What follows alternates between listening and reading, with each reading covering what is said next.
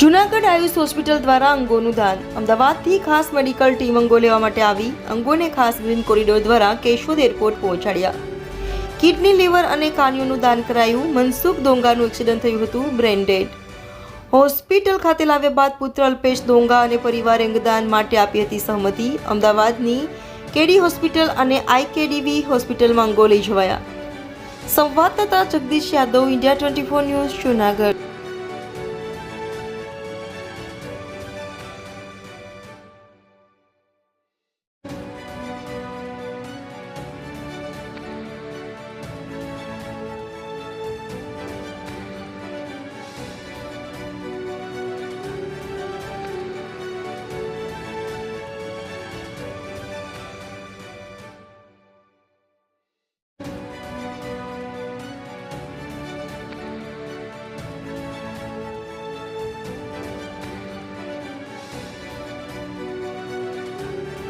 Sir, प्रथम बार आपकी hospital कार्यरत हुई है, मैं पहली बार डोनेट થઈ છે હોસ્પિટલ की कई રીતની ઘટના છે, કોણ દાદા હતા અને દર્દી તરીકે ક્યાં મોકલું?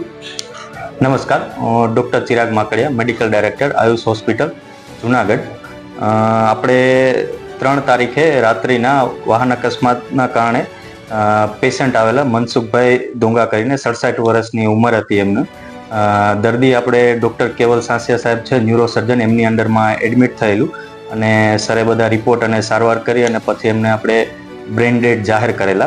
અને એ પછી ડૉક્ટર કેવલ સાંસિયા સાહેબે એમને બધું એક્સપ્લેન કરેલું કે જો દર્દી આ રીતની કન્ડિશનમાં હોય તો ઓર્ગન ડોનેશન પોસિબલ છે.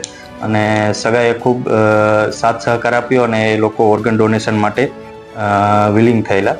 તો આપણે આયુષ હોસ્પિટલમાંથી સૌપ્રથમ વખત આ ઓર્ગન ડોનેશન અને ઓર્ગન રિટ્રીવલની એક પ્રોસેસ થવા જઈ રહી છે.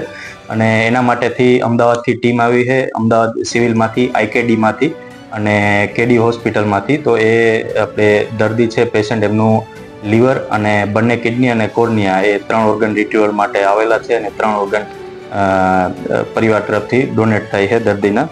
તો આ એક ડિવાઇન ઇવેન્ટ કહેવાય. તો એના માટે અમને ઇન્વોલ્વ કરવા માટે અમે પરિવારનો પણ સાથ જે સપોર્ટ મળ્યો એના માટે આભારી છીએ અને બીજાને પણ પ્રેરણા આપીએ કે આ વસ્તુને આપણે અનુસરીએ.